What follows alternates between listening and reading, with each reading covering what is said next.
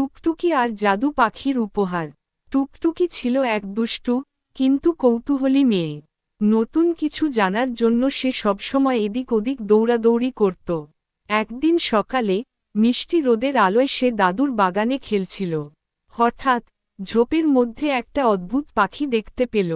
পাখিটার পালক যেন রংধনুর 7 রঙে ঝলমল করছিল, লাল, নীল, সবুজ, হলুদ। টুকটুকির চোখ বিস্ময় বড় হয়ে গেল। সে চিৎকার করে বলল, তুমি কি পাখি? পাখিটা মিষ্টি কণ্ঠে হাসল, আমি জাদু পাখি। তুমি যদি ভালো কাজ করো, আমি তোমাকে এক দুর্দান্ত উপহার দেব। টুকটুকির চোখ আরও বড় হয়ে গেল। কি উপহার? পাখিটি দুষ্টু হাসি দিল, তা এখনই বলবো না। আগে তুমি কয়েকটা ভালো কাজ করো, তারপর দেখো। টুকটুকির ভালো কাজের যাত্রা। টুকটুকির মনে হল, ভালো কাজ তো করতেই পারি, কিন্তু কি করব? সে চারদিকে তাকিয়ে দেখল, দাদুর বাগানে অনেক শুকনো পাতা ছড়িয়ে ছিটিয়ে আছে। সে একটার পর একটা কুড়িয়ে এক জায়গায় রাখল।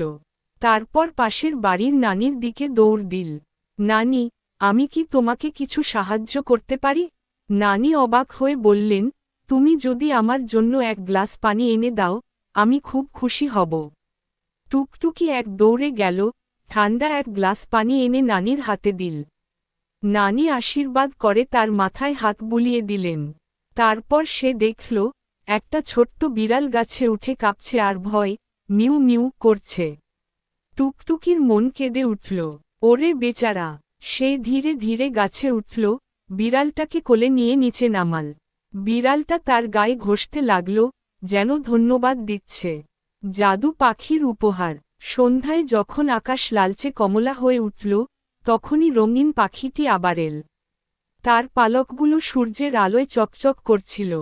পাখিটি মিষ্টি কণ্ঠে বলল, তুমি অনেক ভালো কাজ করেছ। এবার আমি তোমাকে উপহার দেব। টুকটুকির বুক ধকধক করতে লাগল।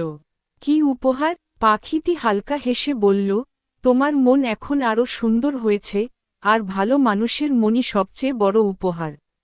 টুকটুকি কিছুক্ষণ চুপ করে থাকল। তারপর তার মুখে ধীরে ধীরে এক উজ্জ্বল হাসি ফুটে উঠল।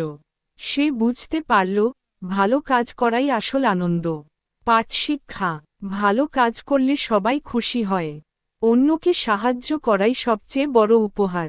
প্রকৃতি ও পশু পাখির যত্ন নেওয়া আমাদের দায়িত্ব।